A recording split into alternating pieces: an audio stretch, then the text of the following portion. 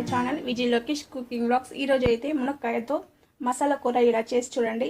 దేనిలోకైనా అదిరిపోతుంది, సూపర్గా టేస్టీగా ఉంటుంది. అది ఎలా తయారు చేయాలో చూద్దామండి. ముందుగా ఒక ప్యాన్ పెట్టుకోవాలి. ప్యాన్ వేడెక్కిన తర్వాత 1 స్పూన్ దాకా వేరుశనగలు వేసుకోవాలి. ఒక 2-3 ఎండిన కొబ్బరి వేసుకోవాలండి.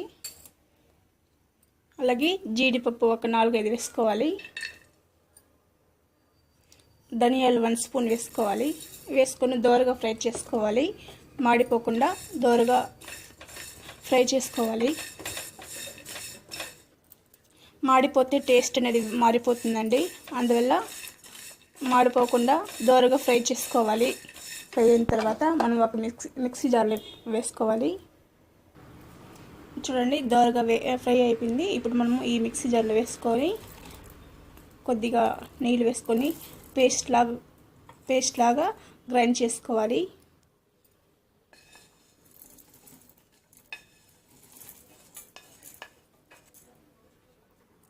ఇందులోకి దాల్చిన చెక్క, కొద్దిగా లవంగం ఒక 4-5 అండి, ఇలాచి ఒకటి వేసుకోవాలి. మూత పెట్టుకొని పేస్ట్ లాగా చేసుకోవాలి. చూడండి, ఇలా పేస్ట్ లాగా చేసుకోవాలండి. చేసుకున్న తర్వాత దీన్ని పక్కన పెట్టేసుకోవాలి. స్టవ్ మీద ఒక ప్యాన్ పెట్టుకోవాలి. ప్యాన్ పెట్టుకున్న తర్వాత 1 స్పూన్ దాకా ఆయిల్ వేసుకోవాలి.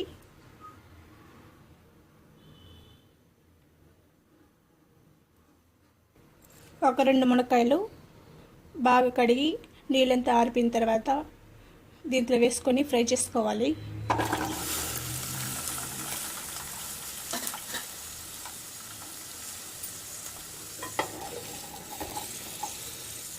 ఇందులోకి 1 స్పూన్ దాకా పసుపు వేసుకోవాలి. అలాగే కొద్దిగా సాల్ట్ వేసుకోవాలండి.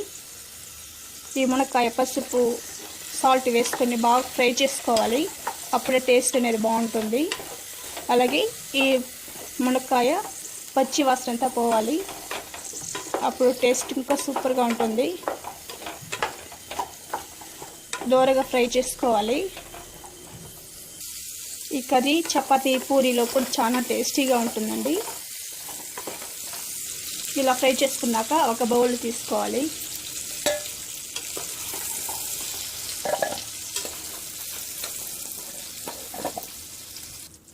అదే కడాయిలో మరో 1 స్పూను ఆయిల్ వేసుకోవాలి.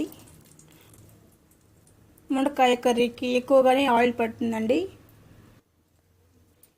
ఆయిల్ అనేది వేడైన తర్వాత శనగపప్పు, జీలకర్ర, ఆవాలంతా దీంట్లో వేసుకోవాలి. దీనిలో వేసుకొని ఆవాలు చిటపట అయ్యేంత వరకు ఫ్రై చేసుకోవాలి.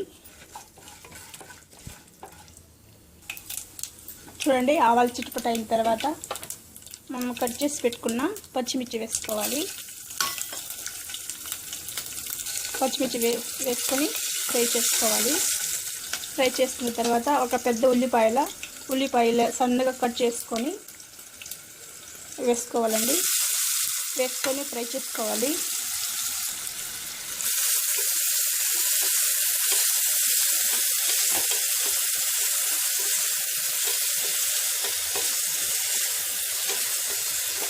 ఈ ఉల్లిపాయలు ఎంత ఫ్రై చేసుకుంటారో అంత టేస్ట్ వస్తుంది.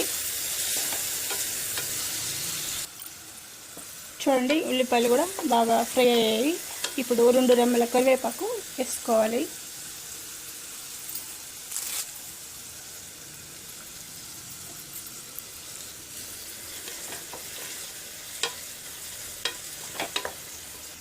మీ దగ్గర కొత్తిమీర ఉంటే కూడా వేసుకోవచ్చండి. పుదీనా ఉంటే కూడా వేసుకోవచ్చు. ఫ్లేవర్ అనేది చాలా బాగుంటుంది.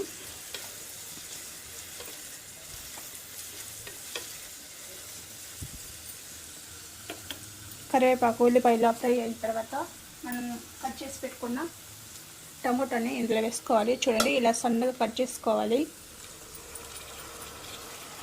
అప్పుడు త్వరగా మగ్గిపోతుందండి ఈ టమోటా అనేది.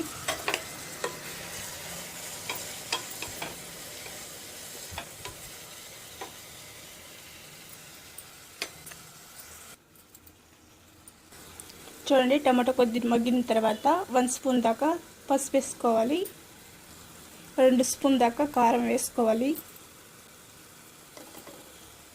ఎక్కువ తినే వాళ్ళైతే ఎక్కువ వేసుకోండి, తక్కువ తినే వాళ్ళైతే చూసి వేసుకోండి.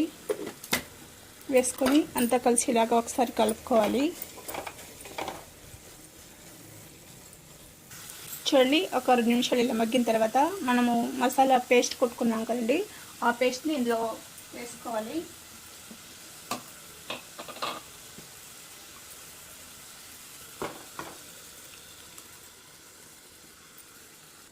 వేసుకొని ఒకసారి బాగా కలుపుకోవాలి, అంతా కలిసేలాగా కలుపుకోవాలండి.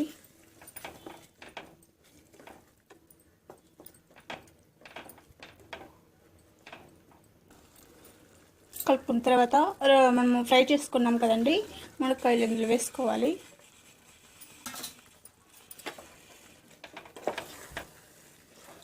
కింద నుంచి పైదాకా ఇలా కలుపుకోవాలి. అప్పుడు మసాలా అంతా మునక్కాయలకు పడుతుంది.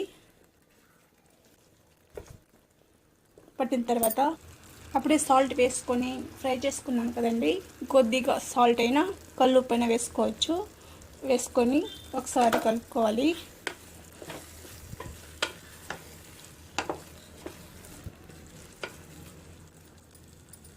ఇప్పుడు చింతపండు కలుపుకున్న ఒక నిమ్మకాయ సైజ్ అంత, చిన్న నిమ్మకాయ సైజ్ అంత గుజ్జుని తీసుకున్నాను నేను. వేసుకొని కలుపుకోవాలి.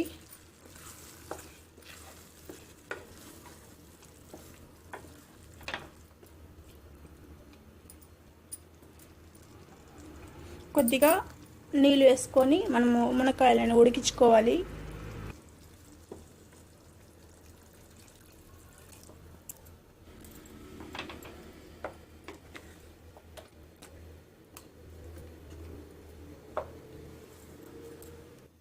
ఇలా నీళ్ళు వేసుకున్న తర్వాత ఒక 7-8 నిమిషాల తర్వాత 7-8 నిమిషాలు ఉడికించుకోవాలి. అంతే, చాలా ఉడికిపోయింది. మీకు మునక్కాయలు ఉడకపోతే ఇంకా 2 నిమిషాలు మూత పెట్టి ఉడికించుకోండి. చూడండి, మునక్కాయలు ఎంత బాగా ఉడికిపోయింది. ఇప్పుడు లాస్ట్లో కొద్దిగా గరం మసాలా వేసుకోవాలి. 1 స్పూన్ దాకా గరం మసాలా వేసుకోండి. వేసుకొని ఒకసారి ఇలా కలుపుకోవాలి. చూడండి, ఇలా గట్టిగా ఉంటేనే చాలా బాగుంటుంది. అన్నంలోకి, చపాతీ, పూరీలో కూడా చాలా టేస్టీగా ఉంటుంది. మీరు ఒకసారి ట్రై చేయండి. ట్రై చేసి ఎలా వచ్చిందో కామెంట్లో చెప్పండి. అంతేనండి, రెడీ అయిపోయింది మునక్కాయ కర్రీ. చాలా టేస్టీగా ఉంటుందండి, చాలా రుచిగా కూడా ఉంటుంది. మీరు ఒకసారి ట్రై చేసి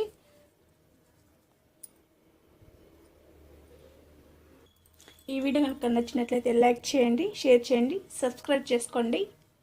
థ్యాంక్స్ ఫర్ వాచింగ్ వీడియోస్. మరి మంచి వీడియోతో మళ్ళీ కలుద్దాం. Thank you.